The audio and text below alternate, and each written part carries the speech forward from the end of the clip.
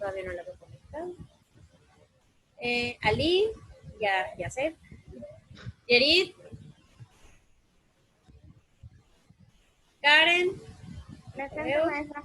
Ay, perdón, no se escuchó mi presente, pero aquí estoy. No te preocupes. Antonio, ¿ya estás por ahí?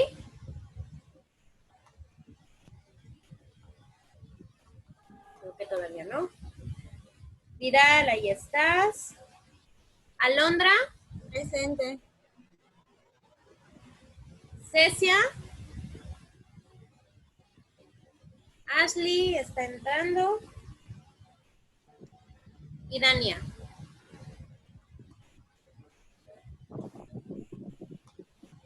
Bueno, voy a repetir nombres porque ahorita entraron gente. Perla, ¿ya llegó? Arleta Abril.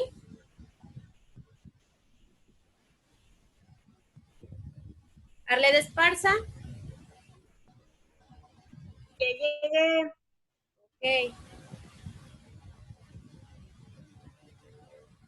Luisa.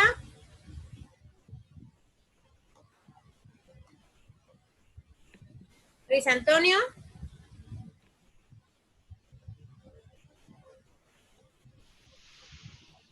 Cecia.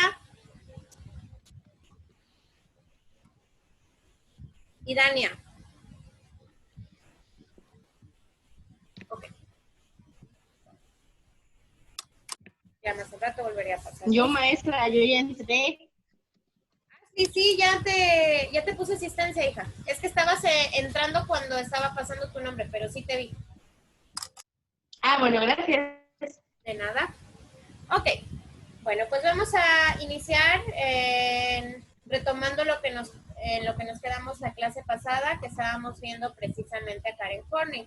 Para los que entraron un poquito después de que di esta indicación, dos cosas. Una, vamos a terminar de ver a Karen Horney y de ahí voy a tener una retroalimentación de manera individual para darle sus calificaciones.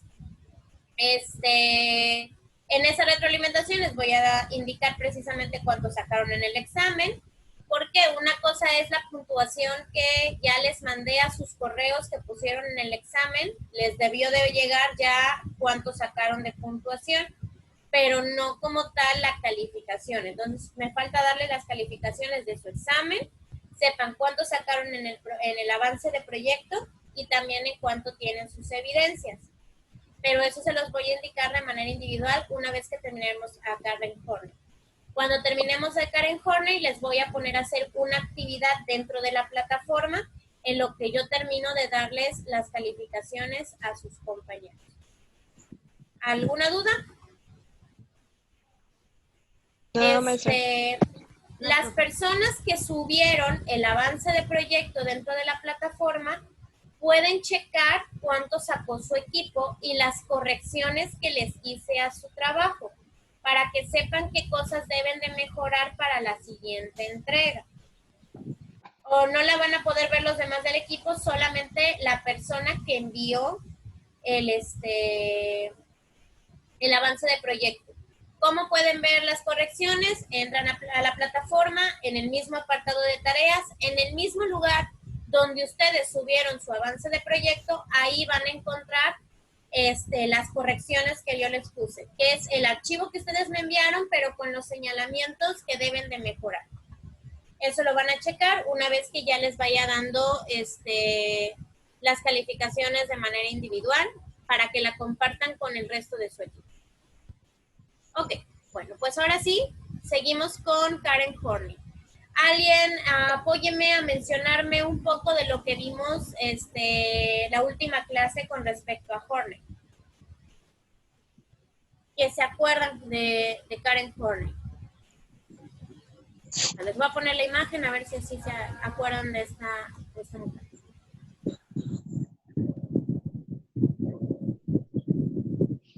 ¿Qué de interesante vimos de ella? Ya sea con respecto a su vida, con ciertos elementos de su teoría.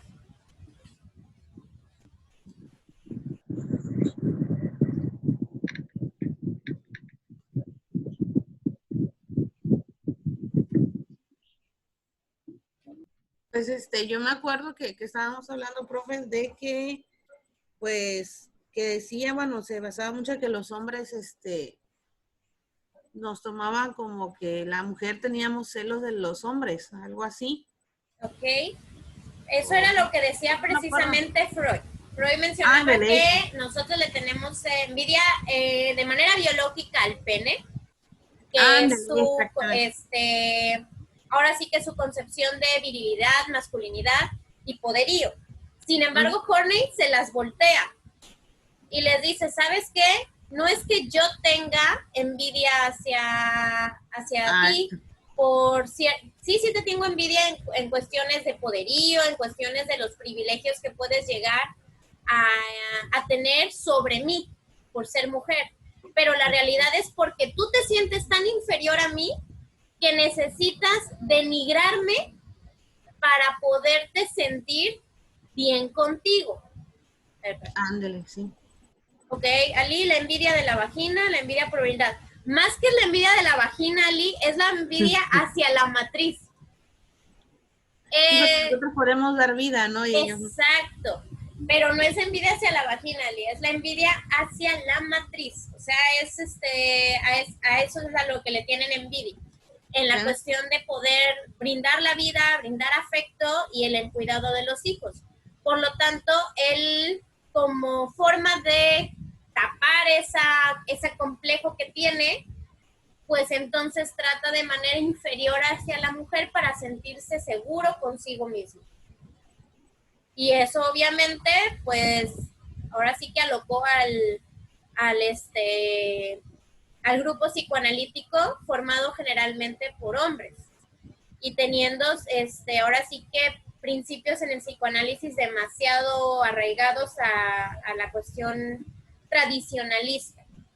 Recordemos que Freud era sumamente rígido con su teoría y no permitía que se dieran conceptos o ideas de manera diferente a él, y mucho menos que fuera ahora sí que completamente diferente a lo que él estaba postulando desde un principio. Okay. Sí es. En cuestiones de su vida, ¿quién se acuerda qué problemáticas estaba presentando Horney debido a su situación de vida? Ya sea de la infancia, cuando fue adolescente, cuando ya se casó, cuando se divorció, cuando ya tuvo a su hija adolescente. Ella tenía mucha inseguridad por la belleza de su madre, ya que siempre se comparaba con ella. Ajá. Y con su hermano, me parece, recuerdo, tenía algún tipo de roles, en donde creo que cada uno tomaba el rol del otro. Más que nada tenía cierto celo por el privilegio que le daban al hermano por el simple hecho de ser varón y las grandes expectativas que tenían del hermano y no tanto de ella. De ella se esperaba precisamente que se casara, tuviera un buen esposo, hiciera una familia. ¿Qué hace entonces? Estudia medicina, siendo de las primeras mujeres en estudiar medicina y graduarse sobre todo. Es por ello que al principio mantenía una relación como de alianza con la mamá, porque la mamá sí la apoyaba, sí le daba ahora sí que cierta importancia a sus convicciones. Sin embargo, siempre se sintió inferior a la mamá, ya que era la que tenía de manera constante comentarios de belleza, de estatus, y se comparaba siempre con ella. ¿Cuándo fue cuando se dio cuenta de esos sentimientos de inferioridad? Hasta que empezó a tener ella terapia de manera activa. Sin embargo, también cuando dio que la hija fuera a terapia, se encontró bajo la misma situación donde la hija también empezó a expresar sentimientos de competitividad y también de mala relación con la mamá. ¿Se acuerdan a quién fue quien le echó la culpa de esa rivalidad entre la hija y ella? A Eric Fromm. A Eric Fromm, así es, que de hecho fue uno de sus novios o amantes que tuvo Horney a lo largo de su vida. ¿Qué característica curiosa tenía Horney con respecto a sus amantes o con respecto a los novios y parejas que tuvo a lo largo de su vida?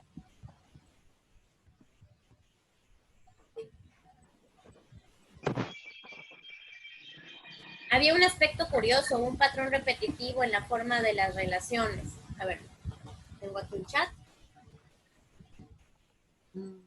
Sentía que no la valoraba. Bueno, eso era lo que ella sentía, sí. Sin embargo, algo pasaba, tenía un patrón de manera constante hacia sus parejas. ¿Eran machistas? No era... No tanto, no eran machistas. Vidal dice que los quería demasiado hasta que se rompió ¿Alta el expectativa? matrimonio. ¿Ella tenía una alta expectativa y no la cumplía? Ok, tenía altas expectativas, pero ese es en parte de su rol más adelante que vamos a ver entre el self real y el self, y el self ideal. No tiene que ver con lo de lo que leímos el sábado pasado sobre lo de la sobrevaluación del amor, algo así que Ah, bueno, sí, claro que sí, pero esa es en la cuestión de poder de cambiar de manera constante a sus parejas. Aquí Ali está dándole un poquito más al clavo, que es cuando ella ya tenía cierto poder o oportunidad de tener un puesto de poder y de mando en sus propias instituciones, ella se los delegaba siempre a sus parejas. Curiosamente, siendo ella, ok, el delegó el poder de su concubino, así es. Siendo ella la directora o más bien la dueña de su propia institución, siempre le daba los puestos de mando hacia sus parejas. Por eso cuando hablo de Karen Horney y de otros autores, menciono que son víctimas de sus propias teorías, ya que ella mencionaba todas las problemáticas que tenía el desarrollo de la mujer, pero ella nunca logró superar esas mismas problemáticas. De hecho, siempre en todos los libros que escribió acerca del autoanálisis, mencionó que precisamente siempre se sintió inferior, siempre tuvo la sobrevaloración del amor, las necesidades neuróticas siguieron presentes, y a pesar de que ella sí ayudó a muchas personas con su institución, ella nunca se pudo ayudar a sí misma para poder superar sus propios problemas.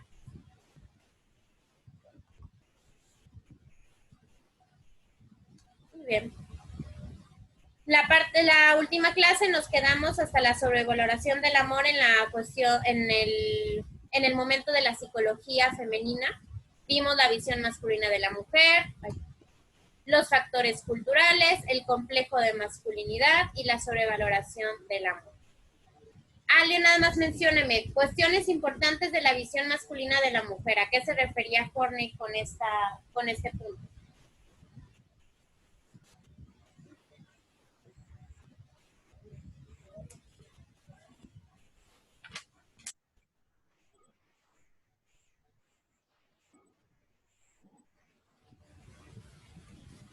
Que fue un punto en el cual confrontó las teorías de Freud.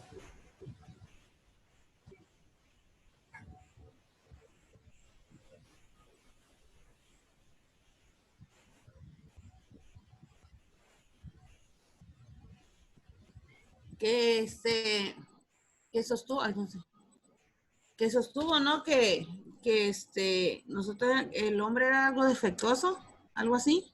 Que la mujer era como un hombre defectuoso. Así es.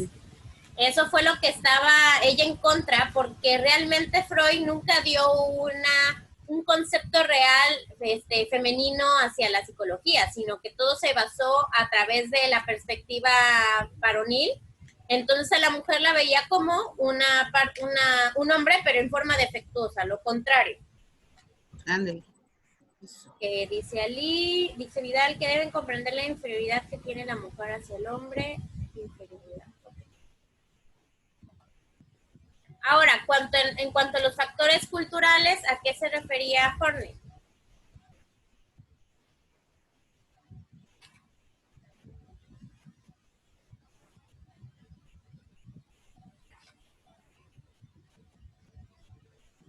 Dice que se refería más a que las mujeres tenían envidia, pero de los privilegios que gozaban los hombres en ese entonces.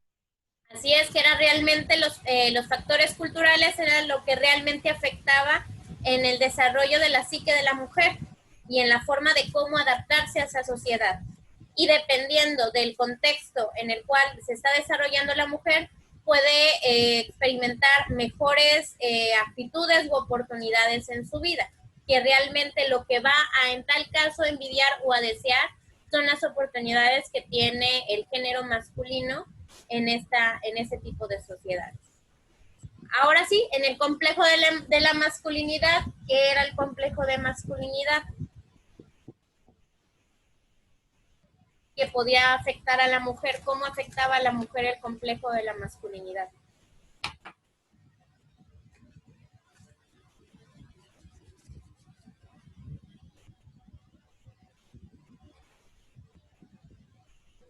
¿O cómo podemos hacer un ejemplo del complejo de la masculinidad?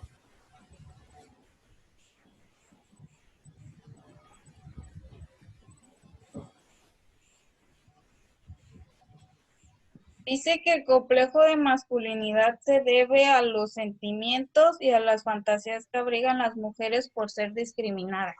En tal su envidia hacia los hombres y su deseo de ser hombres y desechar su papel femenino. Exacto, entonces, si ese es el complejo de masculinidad, que es precisamente, yo estoy consciente, perdón por gritar, creo que hablé muy fuerte.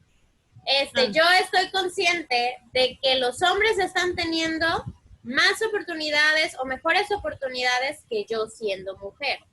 Por lo tanto, empiezo a adquirir o a realizar acciones mucho más masculinas, dejando de lado mis tareas femeninas que me han impuesto la sociedad.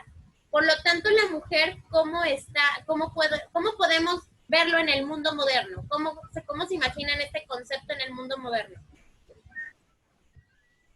¿En qué acciones, en qué ejemplos de la vida cotidiana? Actualmente, Actualmente, ¿cómo puedes checar a lo mejor el complejo de masculinidad en una mujer? En el ámbito laboral, ¿Quién lo dijo? nada más que soy yo, Osorio. Antonio, creo. Ok, Antonio, es que realmente te escucho lejos, no te escucho muy bien. Es internet. Ok, entonces, sigue adelante con lo del ámbito laboral, Antonio. En el ámbito laboral la mujer se ve menospreciada por el hombre, ya que el hombre consigue un mejor puesto, un puesto más de liderazgo, y la mujer solamente consigue empleos secundarios de menor importancia que el hombre. Ok, esas son las problemáticas a las cuales se enfrenta la mujer, pero ¿qué hace la mujer cuando presenta el complejo de masculinidad? ¿Cómo puede llegar a actuar?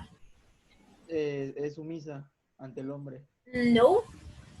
Cuando tenemos el complejo de masculinidad, la mujer adopta conductas mucho más masculinas. ¿No es las personas que empiezan a cambiar su forma de vestir? Ok, puede a lo mejor dejar de lado una vestimenta catalogada como femenina, pero lleva más que la vestimenta, es la actitud. Presenta una actitud menos femenina. Generalmente las mujeres nos tenemos conceptualizadas como mucho más dóciles, amables, somos sentimentales, a lo mejor emocionalmente flexibles, mucho más cordiales, mientras que el hombre se cataloga más como agresivo, imponente, fuerte. Entonces, como decía Vidal, en el ámbito laboral, sobre todo si estamos hablando en puestos donde generalmente eran más cotizados los hombres en esos puestos, pues una mujer va a buscar, de complejo de masculinidad, pudiera buscar puestos precisamente de alto rango, mostrando actitudes severas, actitudes agresivas, toscas y hasta frías, precisamente tratando de minimizar sus actitudes femeninas que la hacen sentir en ese contexto como frágil o con carencia de poder. Y esto les puede llegar a dejar de lado ciertas características que se notan en la feminidad, como querer casarse, querer tener hijos, formar una familia, estar en casa. Entonces, en cambio, la persona que puede llegar al complejo de masculinidad pueden dejar esas actitudes, rechazarlas por completo, con tal de obtener los objetivos, a lo mejor laborales, como los mencionaba Antonio, en su criterio de fuerza de masculinidad. No sé si quedó un poquito más claro o hay dudas con respecto al complejo de masculinidad. No. No, profe. Y lo último que vimos fue la sobrevaloración del amor. ¿Qué pasaba cuando había esa sobrevaloración del amor o a qué se debe la sobrevaloración del amor?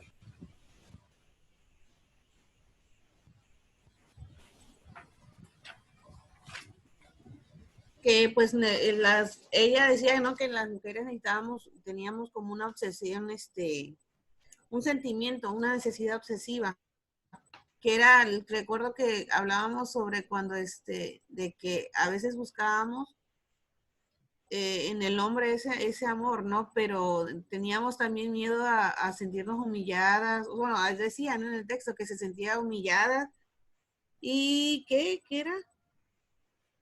Un profundo miedo de decepcionarse, y de que nos humillaran, y que por eso tenían miedo de enamorarse, lo que decía en la hojita.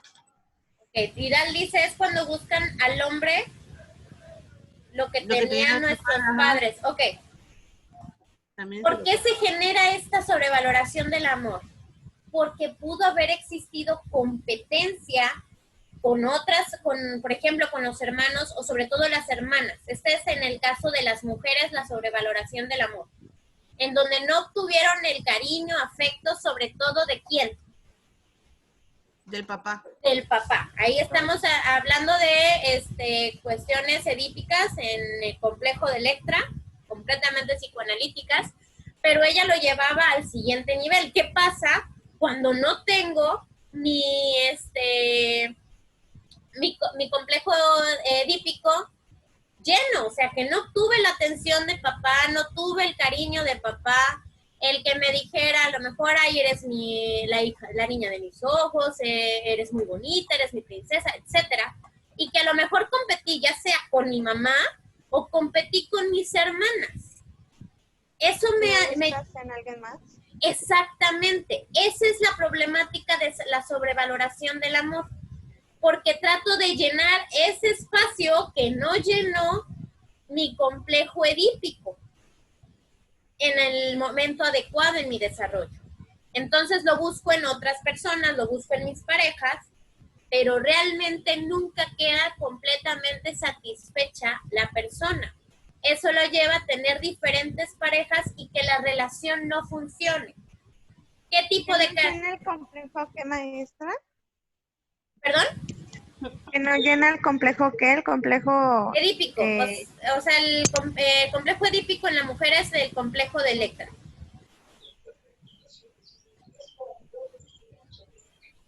Pero no funciona, maestra, porque los hombres son infieles, no por otra cosa. No necesariamente a fuerzas tenemos que catalogar que todos los hombres sean infieles.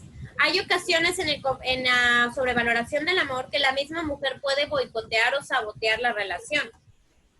Las mujeres que cometen la sobrevaloración del amor tienden a hacer actitudes de tipo posesivo, de tipo celoso, de tipo en las cuales quieren tener a la pareja todo el tiempo con ella, o que no soportan la idea de que a lo mejor la pareja tenga que trabajar largas horas o hasta viajar por el miedo al abandono. Las famosas tóxicas. ¿Ande? Las famosas tóxicas. Ok, las famosas tóxicas, aunque las relaciones tóxicas las podemos ver de diferentes perspectivas. De acuerdo a Horney, sucedía de esta manera, cuando la misma mujer daba una sobrevaloración al amor, no lo veía de una manera armoniosa o cordial, o la búsqueda realmente de un complemento y equilibrio entre la pareja. Era solamente... Y bueno, es cierto que, por ejemplo, si no creces con tu papá o cualquier cosa así, buscas en hombres mayores eso, o sea, que casi siempre buscas a personas, o sea, no andas con chicos de tu edad, sino que siempre buscas a personas así, pues, más grandes. Porque yo no creo que sea eso, que son más atractivos, más centrados.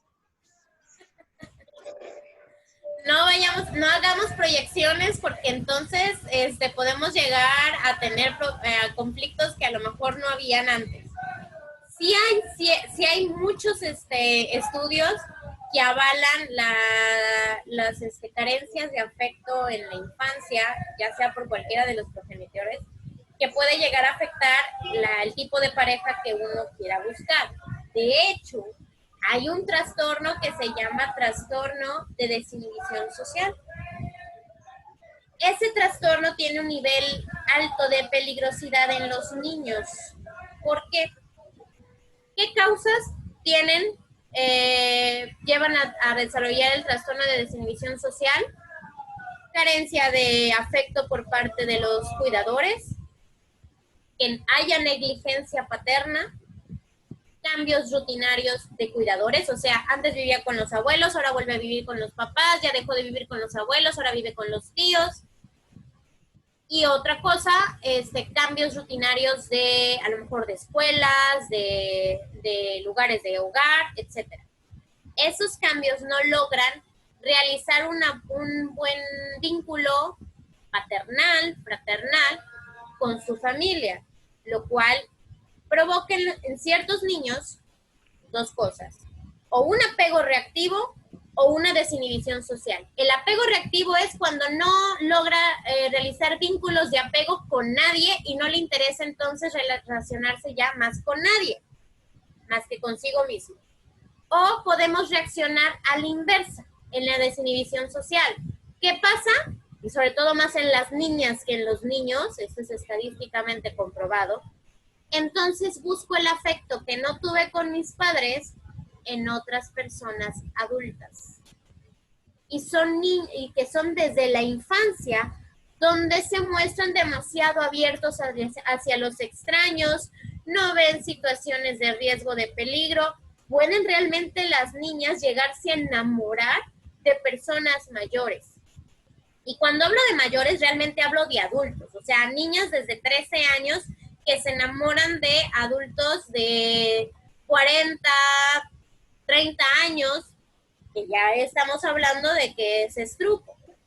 Esos son sugar daddy, Rosa. Sí, pero es una menor de edad de 13 años y se llama trastorno de desinhibición social. Es el que busca realmente una situación de vínculo relacional afectivo con personas mayores. Eso es un alto índice de peligro porque pueden suceder violaciones, pueden suceder abusos o pueden suceder situaciones de estrupo. ¿Saben lo que es el estrupo? El estrupo es un término legal en donde se dice que no hubo como tal abuso o violación, pero hubo algo llamado seducción. ¿Qué es esto de la seducción? Es cuando realmente el adulto envuelve al infante en una situación de que realmente haga que el infante se enamore de él y acceda entonces a tener una relación sexual afectiva con él. No podemos llamarlo violación, porque en sí no la agarró a la fuerza, pero se llama estrupo porque sigue siendo una menor de edad o un menor de edad que fue seducido por alguien mayor de edad. Eso se llama estrupo. Y aquí y en muchos países eso es ilegal. Así sea que es que tenía di mi consentimiento, sí, hija, pero tienes 12, 13 años, no eres mayor de edad para poder dar un consentimiento de ese tipo. Ni siquiera 17. Bueno, pero en el caso de uno grande ya no vale. Pero bueno, gracias, maestra. Ok. Quedamos más claro con la cuestión de la sobrevaloración del amor, qué sucede cuando la mujer tiene esa sobrevaloración del amor y cómo terminan sus relaciones. Ok. Último punto de la parte de la psicología femenina, la neutralidad de género. Esta no la pudimos ver, entonces aquí vamos a darle lectura. ¿Quién ya está en la neutralidad de género? Yo ya. Ok, a ver, Yerit, ayúdame con la neutralidad de género. Ok. A pesar de que Jorge, a ver, ¿sí me escuchas? ¿Lo tengo prendido? Ah, sí, lo tengo prendido. A pesar de que Horney había dedicado la mayor parte de su vida profesional a escribir acerca de la psicología femenina, abandonó el tema en 1935 porque concluyó que el papel de la cultura al moldear la psique femenina hace imposible determinar qué es definitivamente femenino. En una conferencia titulada El miedo femenino a la acción, sostuvo que solo cuando las mujeres se hayan liberado de los conceptos de feminidad adoptados por las culturas dominadas por los hombres, descubriremos en qué difieren psicológicamente de ellos. Nuestro principal objetivo no debe ser identificar lo que es esencialmente femenino, sino fomentar el completo desarrollo de las personalidades humanas de todos. Después, Horney elaboró una teoría que consideró neutral con respecto al género, una que se aplicaba tanto a hombres como mujeres. Esta fue la parte final de la psicología femenina para Horney, porque mencionaba que no buscaba como que la división entre hombres y mujeres, o sea que no estaba buscando que realmente existiera una diferencia completamente psicológica, biológica. Trataba de buscar cierta neutralidad en donde tanto hombres y mujeres pasaban por los mismos procesos, por las mismas críticas o situaciones, y hasta pudiera ser que hasta el hombre llegara a presentar una sobrevaloración del amor de la misma manera que la mujer. Esto ya fue el concepto último que dio en la psicología femenina. Perdón, profe, ¿se puede decir como que ya ahí se puede ver como la igualdad? Así es, ya estaba pensando tratando de encontrar una teoría igualitaria en donde encerrara los mismos principios para hombres y para mujeres. Ya no le interesaba dar una psicología completamente femenina en el aspecto de que tú eres más que yo soy más que tú, y entonces como tú buscas esto, yo también quiero buscarlo. Sino que los mismos hombres y las mismas mujeres pasaban por los mismos procesos, por las mismas, a lo mejor conflictos, y que pudieran simplemente, de acuerdo al contexto, elaborarlos o superarlos de diferente manera. Pero era ahora sí que algo medio utópico. ¿A qué me refiero con utópico? Casi imposible, porque para que eso sucediera, toda la sociedad tenía que cambiar. Teníamos que estar realmente en una sociedad en donde no existieran como tal estereotipos, juegos de roles demasiado estrictos, o donde no existiera una diferencia en el trato entre hombres y mujeres. Pero para que eso lograra llegar, pues no lo pudo estudiar de esa manera, ya que no logró encontrar o no logró cambiar el contexto en ese momento. La siguiente etapa en la teoría de Horney ya se le conoce como el nuevo paradigma. Aquí tiene tres momentos principales en este paradigma: el papel de la cultura, la estructura ya de la neurosis y lo que es la estructura versus la génesis. ¿Quién me puede dar la lectura en el papel de la cultura?